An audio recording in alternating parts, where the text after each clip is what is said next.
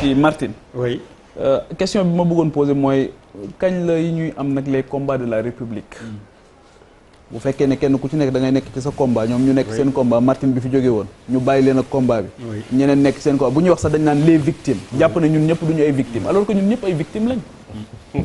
Dans cette affaire-là aussi c'est pas un combat entre l'opposition et le pouvoir. C'est-à-dire que c'est un combat de la République. mooy li ñu wax léegi par rapport ak enjeu ci contrôle information fondamentalement parce que qui détient l'information détient le pouvoir. Oui. Et dans cette affaire-là information bi mooy ndax élection dina am kañ lay am kan moo ko xam fii ñuy wax nii. c'est le véritable débat. Le véritable débat c'est ça. mais mënuñu nekk ci réew boo xam ne kenn du xam. kañ la yéen boo ma ko waxee ma gëm ko yéen a organisé. dafa l'état qui organise la responsabilité de l'élection. kañ la Djibril continuer bàyyi leen ko mu continuer. D'accord. Donc qui détient l'info boo xoolee adduna bi yëpp. tey fi mu ne nii boo xoolee contrôle information rek mooy coow li parce que tu as la bonne décision. Tu l'as pas doo xam kañ ngay mooy li Moundiaye doon wax ci pilotage à vue ngay nekk doo mën a def planification doo mën a def gestion doo mën a def dara doo xam lan nga ciy def ak lan nga ciy bañ a def ndax xamoo kañ la kan moo ko xam kan moo am intérêt aujourd'hui ci rétention d'information parce qu'il y a une rétention d'information il y a une confiscation aussi de la volonté populaire parce que justement pourquoi ma wax ne élection locale nature am bokkul ak élection présidentielle ça n'intéresse pas que l'opposition classique et le pouvoir ça intéresse d'autres Sénégalais qui n'appartiennent ni à l'opposition ni au pouvoir et ça intéresse même citoyens yi nga xamante ni ñoom gestion locale bi rek moo leen intéressé kii diriger ci kaw xëy na du leen yitteel xëy na kooku élection lañ koy gisaat peut-être que ñi ci am ay maire fantôme yëpp aussi am nañ une occasion rêvée am maire boo xamante ni nag léegi moo ngi ci gox bi et justement moo tax changement yi ñu ci war a indi nii mu nekk ay changement qualitatif yoo xamante ni dina permettre au moins ñu am une valeur ajoutée par rapport ak suñu gestion des collectivités territoriales parce que encore une fois boobu ba tey ñun ñi nga xamante ni yëpp dañuy dugg ci biir réew mi di ko wër xam nañ ne suñu décentralisation dafa des lu bare dafa des lu bare lii nag élection locale loolu moo tax ñu war ci def contenu bu am solo mais encore une fois ça doit pas être laissé au pouvoir et à l'opposition ñu ciy nekk di ci wax jamono bu nekk donc pour man bu njëkk bi enjeu bi mooy information bi parce que dans la conquête du pouvoir da nga soxla information pour mën a projeter wu beneen bi mooy l'opposition au-delà de tous les Sénégalais yi nga xamante ni seen collectivité locale yitteel na leen war nañu xam aussi kañ la et dans une république le calendrier républicain dafa war a leer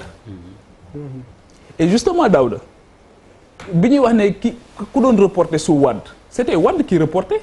qui couplait qui découplait qui reporte chez Macky c'est Macky qui reporte mais parce que tout simplement il a un intérêt direct parce qu'il est le chef de parti